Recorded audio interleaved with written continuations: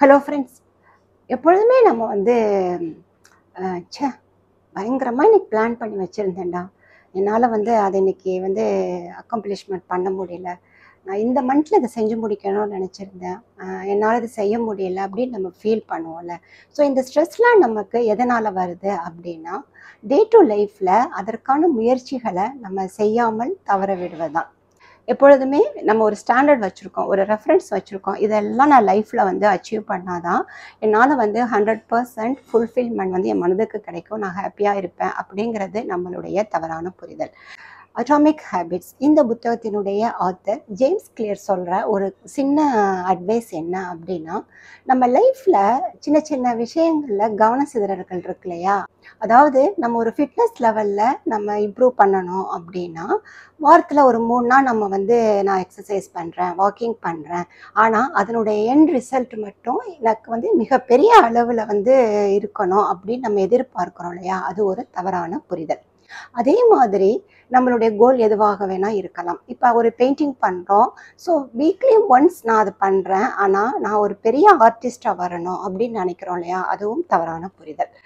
இல்லை உங்களுக்கு ஒரு ஃபோட்டோகிராஃபியில் இன்ட்ரெஸ்ட் இருக்கு, இன்றைக்கி ஒரு ட்ரிப் போகிறேன், ஒரு வெக்கேஷன் போகிறேன், அன்றைக்கி எனக்கு பிடித்தமான ஒரு சீனரிலாம் நான் வந்து கேப்சர் பண்ணுறேன், நான் ஒரு ஆர்டிஸ்ட் ஆகணும், அதாவது ஒரு ஃபோட்டோகிராஃபர் ஆகணும் அப்படின்னா அது பாசிபிள் வந்து கிடையாது. அதற்கான முயற்சிகளை வந்து நம்ம எவ்ரிடே டே டு லைஃப்பில் ஒரு 1% அதற்காக ஒரு நேரம் ஒதுக்குங்க அப்படிங்கிறது தான். ஸோ இவருடைய கணக்கு என்ன அப்படின்னா, ஸோ உங்களுடைய கோல் என்னவாக இருந்தாலும் அதற்கான முயற்சிகளை நீங்கள் எவ்வளோ ஒரு டைட் ஷெடியூலில் இருந்தாலும் ஒரு 1% அந்த எஃபர்ட் வந்து நீங்கள் டெய்லி வந்து செயல்முறைக்கு கொண்டு வரணும் அப்படிங்கிறது தான்.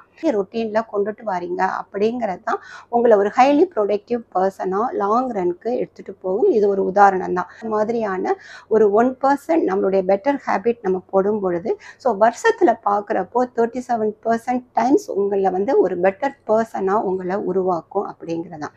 ஸோ கன்வர்ஸ்லி நீங்கள் வந்து ஒரு பேட் ஹேபிட் ஒரு 1%, ஈவன் தோ நீங்கள் வந்து ஃபுட்டில் வந்து ஒரு பேட் சாய்ஸ் எடுக்கிறீங்க, இல்லை உங்களுடைய லைஃப் ஸ்டைலில் வந்து ஏதோ ஒரு 1% வந்து பேட் சாய்ஸ் கொண்டுட்டு வரீங்க அப்படின்னா, நேரத்துக்கு தூங்குறதில்லை, நேரத்துக்கு எழுந்திருக்கிறதில்ல, இதெல்லாம் வந்து நம்மளுடைய பேட் சாய்ஸஸ் தான்.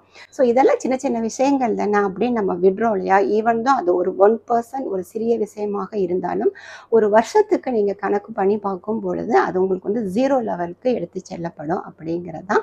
ஸோ இது ரெண்டுத்தையுமே நீங்கள் கம்பேர் பண்ணி பாருங்கள். ஸோ உங்களுடைய கோல் எதுவாக இருந்தாலும் அதற்கான முயற்சிகள் டெய்லி 1% நீங்கள் வந்து இம்ப்ளிமெண்ட் பண்ணுறீங்களா அப்படிங்கிற கவனம் செலுத்தணும். ஸோ இதிலெல்லாம் நம்ம கவனம் செலுத்தாதனால தான் நம்மளுடைய ஹாப்பினஸ் அப்படிங்கிறது போஸ்ட்போன் ஆகுது அப்படிங்கிறது தான். ஸோ நீங்கள் இதில் கவனம் செலுத்தும் பொழுது அந்த 1% ஹாப்பினஸ் அப்படிங்கிறது ஒரு வருஷத்துக்கு உங்களுக்கு 37% எக்ஸ்ட்ரா வந்து ஒரு சந்தோஷத்தை கொடுக்கும் அப்படிங்கிறது தான். தொடர்ந்து வாசிக்கலாம்.